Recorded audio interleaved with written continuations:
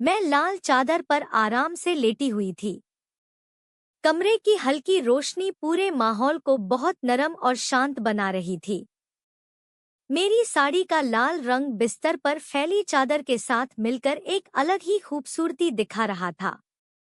ऐसा लग रहा था जैसे पूरा कमरा उसी लाल रंग की गर्माहट में डूब गया हो। मेरे बाल तकिए पर बिखरे हुए थे और मैं बिल्कुल सुकून से लेटी थी। पैरों में पहनी पतली पायल हल्की रोशनी में चमक रही थी। मेरे पैर सीधे फैले हुए थे और लाल कपड़े की सिलवटें उनके आसपास फैली हुई थी। ऐसा लग रहा था जैसे रात की सारी खामोशी उसी पल में ठहर गई हो। मैंने हल्का सा करवट लेने की कोशिश की तो साड़ी की नरम सिल्क चादर पर धीरे से सरकी।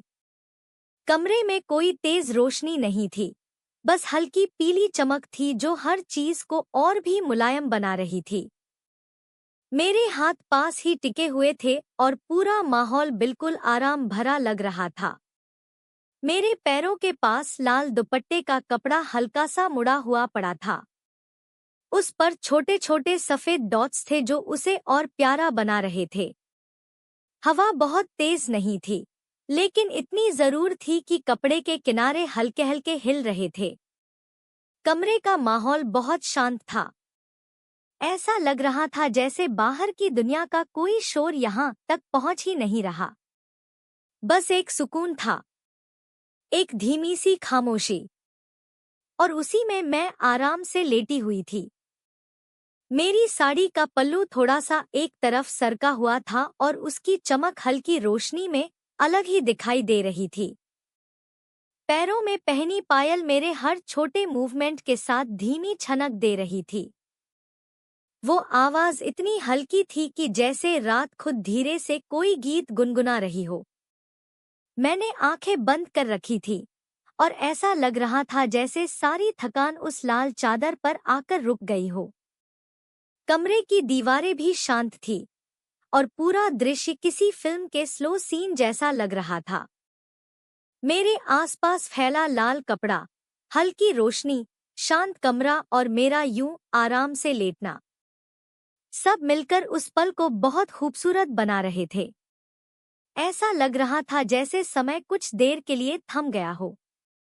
मेरे पैरों की उंगलियों पर हल्की रोशनी पड़ रही थी और पायल की चमक उन्हें और सुंदर बना रही थी।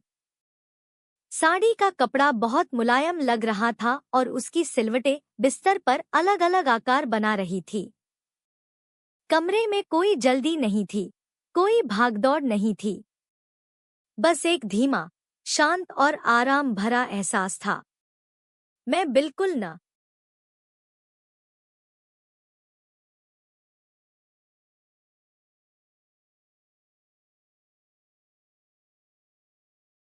मैं उस रात लाल चादर पर चुपचाप लेटी हुई थी।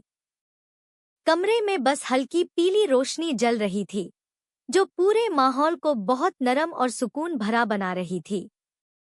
बाहर शायद रात काफी गहरी हो चुकी थी, क्योंकि खिड़की से आती हवा में ठंडक घुली हुई थी। मेरी साड़ी थोड़ा सा सरक गई थी और मैं बिना किसी जल्दी के बस आराम से लेटी हुई थी। पूरे दिन की थकान जैसे उस बिस्तर पर आकर उतर रही थी। लाल चादर की सिलवटें मेरे आसपास फैली हुई थी और मुझे ऐसा लग रहा था जैसे मैं किसी शांत सपने में खो गई हूँ।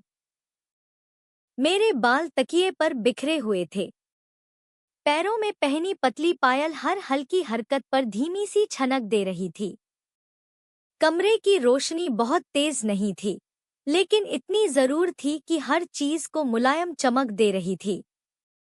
मैंने धीरे से करवट बदलने की कोशिश की तो मेरी साड़ी का पल्लू थोड़ा और सरक गया। उसी के साथ मेरे इनर कपड़ों की हल्की सी झलक भी दिखाई देने लगी।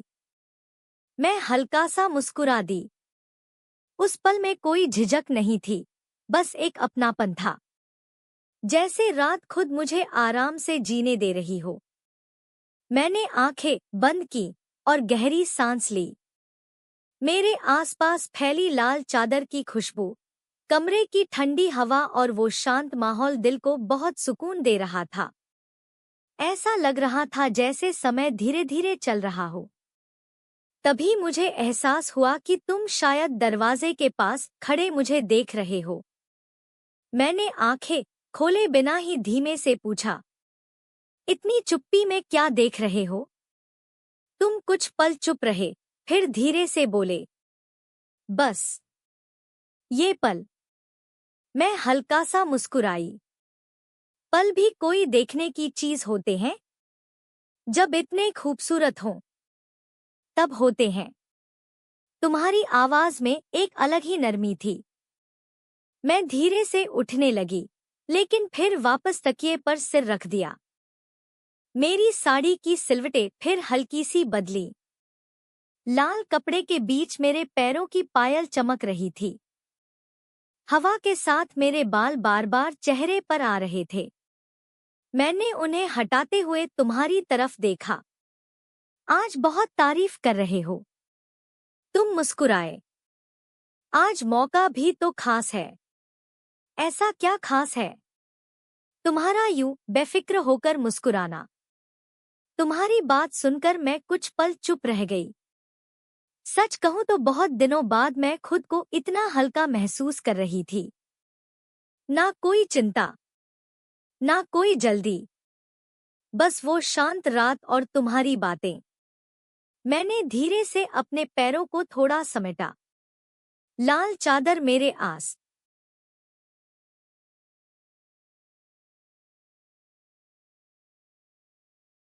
उस रात मैं लाल चादर पर आराम से लेटी हुई थी।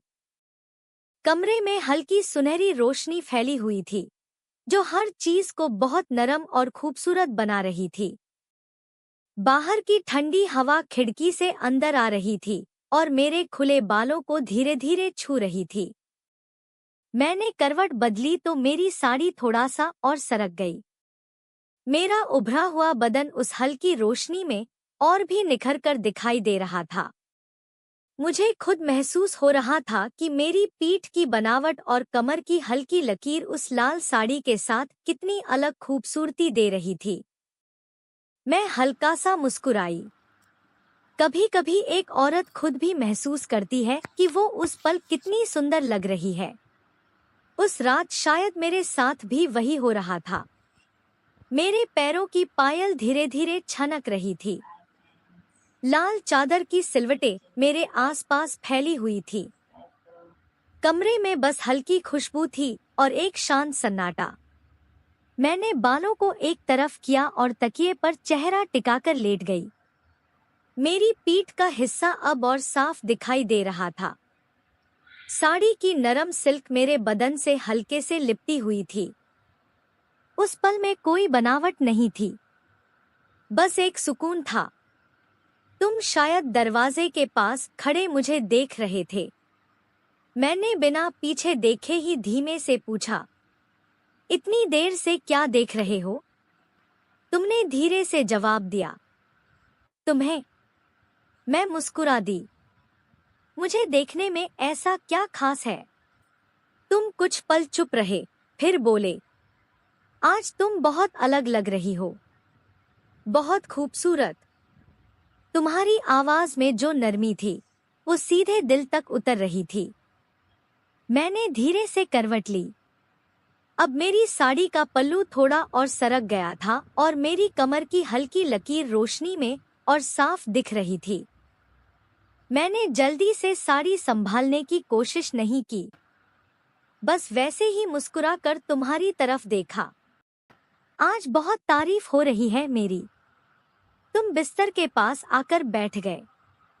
तारीफ कम पड़ रही है। मैं हल्का सा शर्मा गई।